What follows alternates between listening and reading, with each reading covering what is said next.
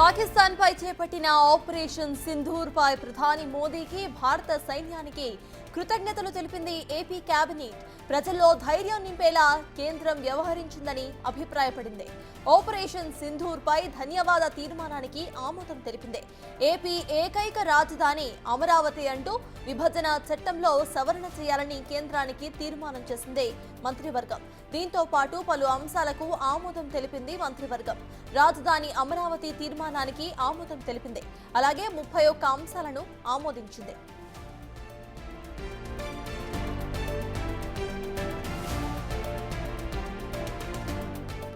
Right, Pakistan పై చేపట్టిన operation Sindoor పై ప్రధాని మోదీకి సైన్యానికి కృతజ్ఞతలు తెలిపింది ఏపీ కేబినెట్. దీంతో పాటు పలు ఆమోద ముద్రలు కూడా వేసింది. దీనికి సంబంధించిన పూర్తి అప్డేట్స్ మా ప్రతినిధి శివ అందిస్తారు. శివ, చెప్పండి, ఇటు ఏపీకి ఏకైక రాజధాని అమరావతి అంటూ చేసిన మార్పులకు సంబంధించి ఇటు సెంట్రల్ గవర్నమెంట్ కి పంపించినట్టుగా తెలుస్తోంది. అసలు అప్డేట్స్ ఏంటి? మొదటి చూస్తుంటే ఏపీ కేబినెట్ దాదాపుగా 3 గంటల పైగా కూడా కొనసాగింది. కేబినెట్ లో అనేక అంశాలకు సంబంధించి సుదీర్ఘంగా చర్చించారు. దాదాపుగా 31 అంశాలకి కేబినెట్ ఏకగ్రీవంగా ఆమోదం తెలిపింది. దేశ సరిహద్దు ప్రాంతంలో ఉద్రిక్త పరిస్థితిపై కేబినెట్ లో చర్చించారు. ఆపరేషన్ సింధూర్ అభినందిస్తూ కేబినెట్ ఏకగ్రీవ తీర్మానం చేసింది. అమరావతి నిష్ఠాత్ కార్యక్రమానికి ప్రధాని వచ్చినందుకు ప్రత్యేక అభినందన తెలుపుతూ కేబినెట్ మరొక తీర్మానం చేసింది.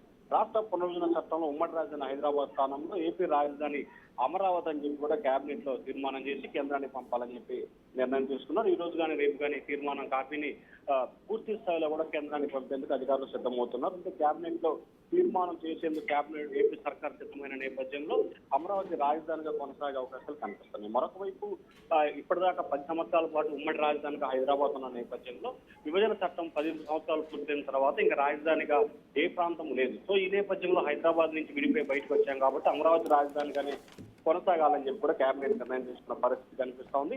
అలాగే కార్మిక కర్మాల శాఖ సంబంధించి 2019లో గత ప్రభుత్వం ఆమోదించిన పెండింగ్ లో ఉన్న 3 బిల్లులను వెనక్కి తీసుకోవాలని చెప్పి కేబినెట్ నిర్ణయం తీసుకుంది. ఇండస్ట్రియల్ సవరణ బిల్లు 2019లో లేబర్ లాస్ బిల్లు కూడా ఫ్యాక్టరీ సవరణ చేయడం జరిగింది. అలాగే ఫిషరీస్ శాఖకు సంబంధించి ముఖ్య శాఖ ఇటీవల 10 నుంచి 20 వేల రూపాయలు ప్రోత్సాహానికి సంబంధించి కూడా కేబినెట్ ఆమోదం చేసింది.